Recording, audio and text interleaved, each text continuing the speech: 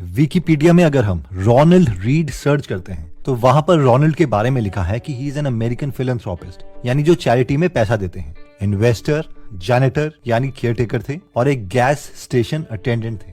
अब हम में से कई लोग सोच रहे होंगे कि यार एक गैस स्टेशन अटेंडेंट के ऊपर एक पूरा विकिपीडिया पेज, ऐसा क्यों?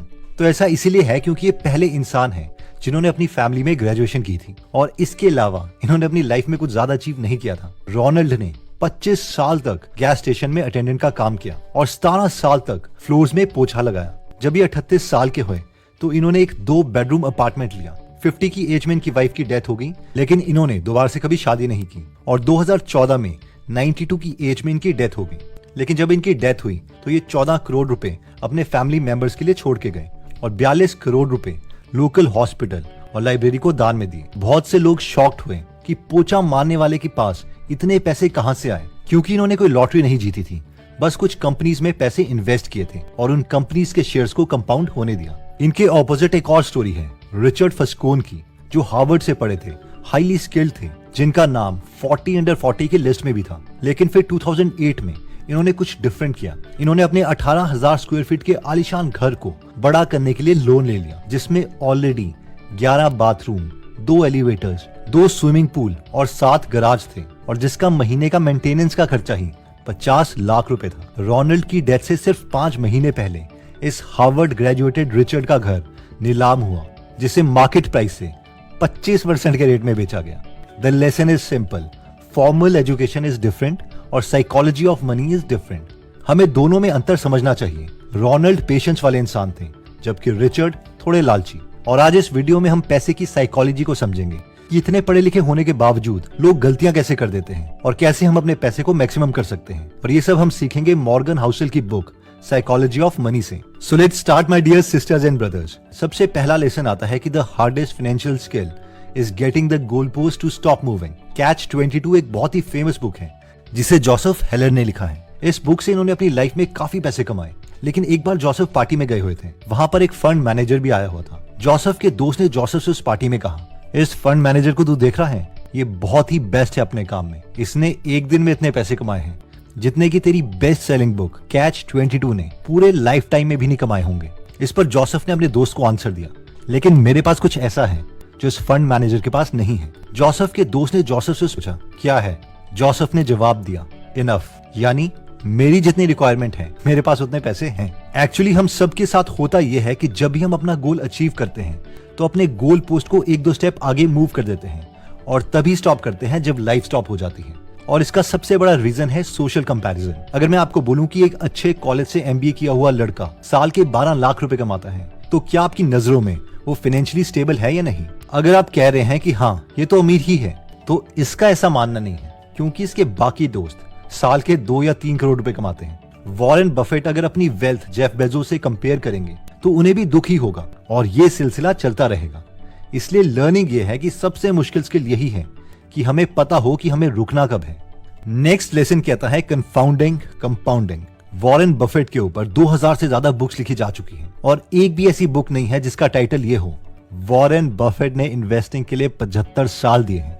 क्या आपको पता है कि अगर वॉरेन बफेट की इन्वेस्टिंग में हम हर चीज सेम रखें, उनका एनुअल रिटर्न, उनकी इनिशियल स्टार्टिंग एज कि उन्होंने 13 साल में इन्वेस्ट करना स्टार्ट किया था, एक्सेट्रा एक्सेट्रा, बस एक चीज चेंज कर दें कि वो एक नॉर्मल रिटायरमेंट एज में यानी 60 साल की उम्र में वो इन्वेस्टिंग छोड़ देते हैं और अपने पैसों को इन्वेस्ट नहीं करते, तो क्या आप गैस कर सकते हो कि उनकी प्रेजेंट वेल्थ के कंपैरेटिवली उनके पास एक्चुअल में भी पैसे कितने होते हैं? Come on, give me a number. 1%, 2% कम होंगे, 10% कम होंगे? आई नो हम सब गलत होंगे। उनकी वेल्थ प्रेजेंट वेल्थ से 99.9% कम होगी।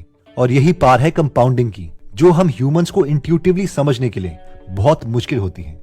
इसका एक और एग्जांपल लेते हैं। मान लीजिए कि 1990s में हम किसी से भी पूछते कि 20 से 30 सालों में हार्ड ड्राइव की स्टोरेज कैपेसिटी आज के कंपैरेटिवली कितनी हो जाएगी, तो उस टाइम के टेक जायंट्स भी ये बोल रहे थे 100 गुना, कोई कह रहा था 1000 गुना, कोई कह रहा था 10,000 गुना। जबकि 1990s के कंपैरेटिवली ह्यूमंस ने स्टोरेज कैपेसिटी को 30 मिलियन टाइम्स इंक्रीज कर दिया है।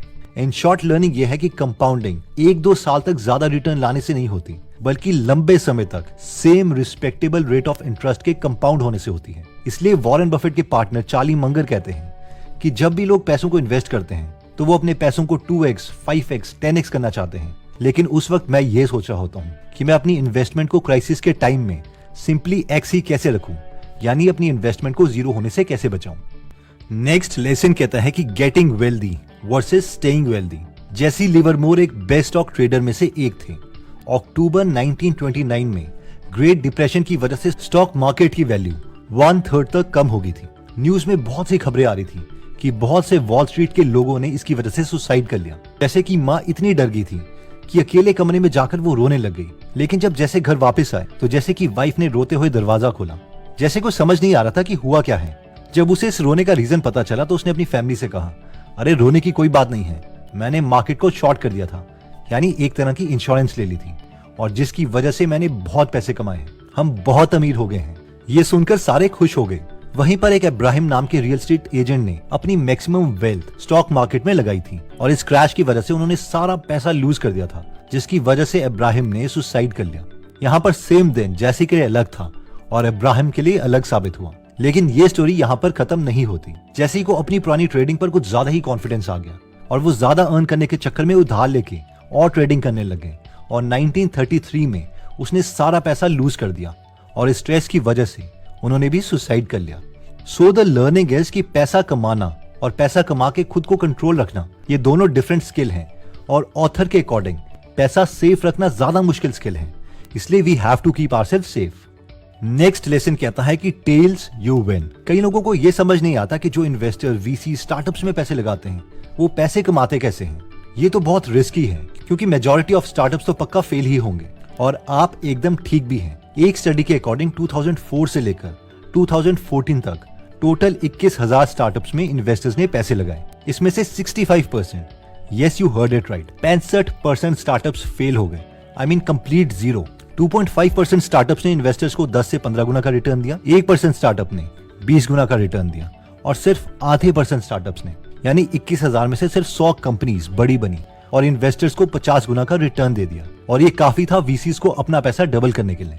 And that is the point. Investment की दुनिया में सिर्फ कुछ अच्छी इन्वेस्टमेंट भी हमें अमीर बना सकती है और इसका मतलब ये नहीं है कि हम किसी भी 10 कंपनीज में पैसे इन्वेस्ट कर दें और बोलें एक दो तो भाई चल ही पड़ेगी। जब हम इन्वेस्ट कर रहे हैं तो हमें 10 में से 10 कंपनीज ऐसी ढूंढनी है जो हमें लगता है कि लंबे समय में अच्छा ही करेगी, वरना हम पैसे लूज कर सकते हैं। नेक्स्ट लेसन कहता है कि money is not for expensive cars, it's about freedom. 1910 में साइकोलॉजिस्ट एंगस कैंपबेल ने डिप्रेशन और एंजाइटी पर स्टडी की। वो ये जानना चाहते थे कि ह्यूमन ज्यादा खुश कब होते हैं। उन्होंने सोचा था कि शायद ज्यादा इनकम खुशी देती होगी या फिर जिस एरिया में इंसान पैदा हो रहा है वो कहीं ना कहीं हैप्पीनेस से रिलेटेड होगा। लेकिन आंसर उनकी एक्सपेक्टेशन से बिल्कुल डिफरेंट था। जिस चीज से इंसान सबसे ज्यादा खुश होता है वो है फाइनेंशियल फ्रीडम, यानी हमारी लाइफ का रिमोट कंट्रोल हमारे पास है। जब हम चाहें तब काम कर सकते हैं, अपने घर पर काम कर सकते हैं या कहीं और पर काम कर सकते हैं। अगर हमारे पास ये फ्रीडम है तो हम खुश होंगे। एक एंटरप्रेन्योर ने ऑथर को अपनी लाइफ स्टोरी बताई जो अमीर भी था और खुश भी था। उसने कहा कि मैं एक जॉब से 12 लाख रुपए साल के कमा रहा था। मैंने कभी भी खाना बाहर नहीं खाया, कभी टैक्सी नहीं ली। मैं महीने के सिर्फ 10,000 रुपए ही खर्चता था। जब मैं 22 साल का हुआ तो मेरे पास 10-12 लाख रुपए सेव हो गए थे। उस वक्त मुझे लगा कि मैं फुल टाइम म्यूजिशियन बन सकता हूँ और पैसे तो मैं कुछ म्यूजिक से कमा ही लूंगा, इसलिए मैंने जॉब छोड़ दी और तब से मैं खुश हूँ और स्टेबल हूँ। जब ऑथर ने इस एंटरप्रेन्योर से पूछा, लेकिन बीच में तूने एक कंपनी भी तो बेची थी, वो इतनी महंगी बिकी थी, उस वक्त तुमने क्या फील किया था? इस पर उस एंटरप्रेन्योर ने जवाब दिया, कुछ भी नहीं, मैं फ्री तो 22 की उम्र में ही हो गया था। कंपनी बेचने से मेरी लाइफ में कोई फर्क नहीं आया। तो लर्निंग ये है कि पैसे का जो सबसे बड़ा फायदा है वो है फ्रीडम, ना कि महंगी गाड़ी या स्विमिंग पूल या बंगलो। नेक्स्ट लेसन कहता है कि always plan for room of error. कभी आपने सोचा है कि अगर आप कभी ऑनलाइन कोई भी चीज ऑर्डर करते हैं, लेट्स से डोमिनोज का पिज्जा, तो वो हमेशा 30 मिनट से पहले हमारे घर में आ जाता है। इससे ये लगता होगा कि क्या सर्विस देने वाले एम्प्लॉइज बीमार नहीं होते होंगे?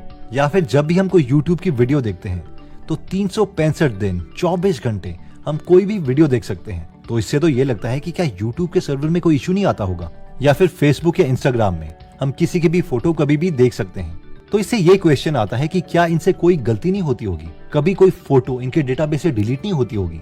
और इसका आंसर है यस। डोमिनोज के सर्विस प्रोवाइडर बीमार पड़ते हैं, यूट्यूब के सर्वर्स खराब होते हैं और इवन फेसबुक से हमारी फोटोज भी डिलीट होती हैं। तो अब सवाल ये आता है कि हमें तो कभी भी रियलाइज नहीं हुआ कि ऐसा कुछ हुआ है। एग्जैक्टली।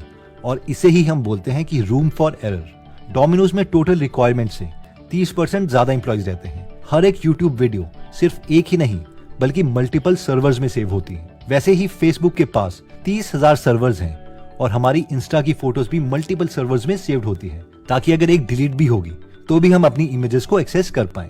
इन शॉर्ट लर्निंग ये है कि there is room for error, यानी गलती के लिए जगह है।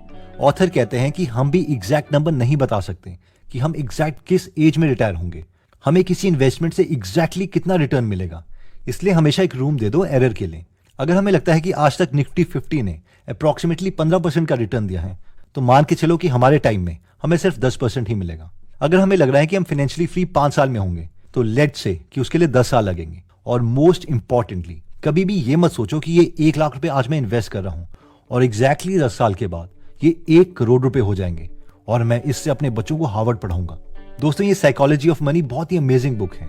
अगर आप इनकी डिटेल्ड बुक समरी हिंदी में सुनना चाहते हैं तो आप गीगल एप्लीकेशन डाउनलोड कर सकते हैं, जहां पर हम आपको 180 से ज्यादा बुक समरीज फ्री में देंगे, जिन्हें आप पढ़ भी सकते हैं और सुन भी सकते हैं।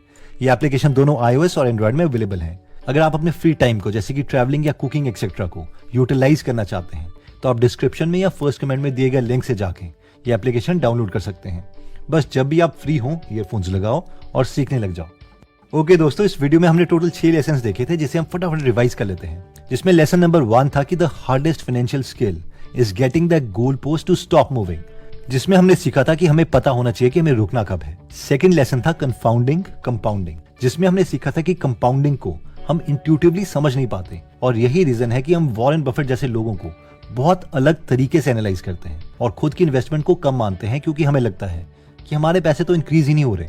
नेक्स्ट लेसन था getting wealthy versus staying wealthy, जिसमें हमने देखा था कि अमीर बनने से भी मुश्किल काम अमीर रहना है, क्योंकि हमारी लालच बढ़ती रहती है।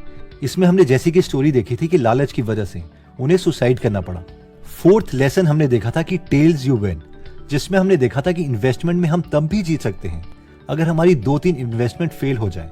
इसमें हमने VCs का एग्जाम्पल देखा था कि 65% स्टार्टअप्स जिसमें वो पैसा लगाते हैं वो डूब जाते हैं, लेकिन उसके बावजूद उन्हें अच्छे रिटर्न्स मिल जाते हैं, क्योंकि सिर्फ 0.5% इन्वेस्टमेंट बहुत अच्छा रिटर्न दे देती है, जो बाकी इन्वेस्टमेंट के लॉसेस को भी कवर कर लेती है। फिफ्थ लेसन था कि मनी इज अबाउट फ्रीडम। इसमें हमने देखा था कि पैसा हमें महंगी कार्स या महंगे बंगले से भी ज्यादा इंपॉर्टेंट चीज देता है, और वो है फ्रीडम, हमारी लाइफ में कंट्रोल, जो कि हमारी हैप्पीनेस से डायरेक्टली रिलेटेड है। फाइनली सिक्स्थ लेसन हमने देखा था कि always plan for room of error, यानी एक्सट्रीम फाइनेंशियल डिसीजंस हमें नहीं लेने चाहिए और एरर को मान के चलना चाहिए कि ये गलती अगर हो भी जाए तो भी हम डूबेंगे नहीं। दोस्तों, अगर आपको लगता है कि ये 6 मनी के प्रिंसिपल्स आपके किसी नीडी फ्रेंड या फैमिली मेंबर की हेल्प कर सकते हैं,